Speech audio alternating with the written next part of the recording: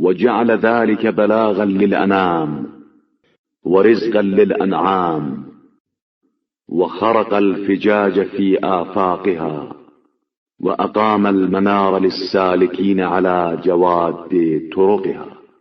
پروردگار نے ان تمام چیزوں کو انسانوں کی زندگانی کا سامان اور جانوروں کا رزق قرار دیا ہے۔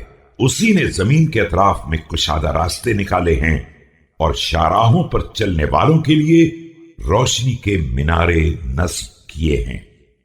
فلما مهد أرضه وأنفذ أمره اختار آدم عليه السلام خيرة من خلقه وجعله أول جبلته وأسكنه جنته وأرغد فيها أكله وأوعز إليه فيما نهاه عنه۔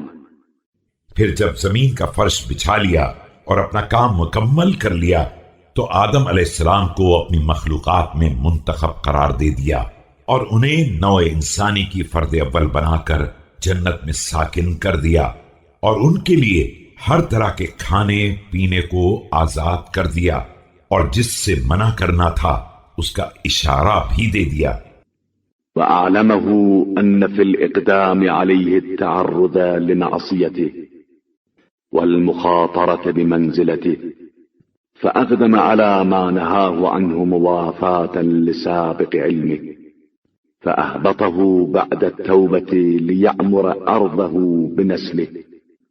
اور یہ بتا دیا کہ اس کے اقدام میں نافرمانی کا اندیشہ اور اپنے مرتبے کو خطرے میں ڈالنے کا خطرہ ہے، لیکن انہوں نے اسی چیز کی طرف رخ کر لیا جس سے روکا گیا تھا کہ یہ بات پہلے سے علم خدا میں موجود تھی۔ نتیجہ یہ ہوا کہ پروردگار نے توبہ کے بعد انہیں نیچے اتار دیا تاکہ اپنی نسل سے دنیا کو آباد کریں۔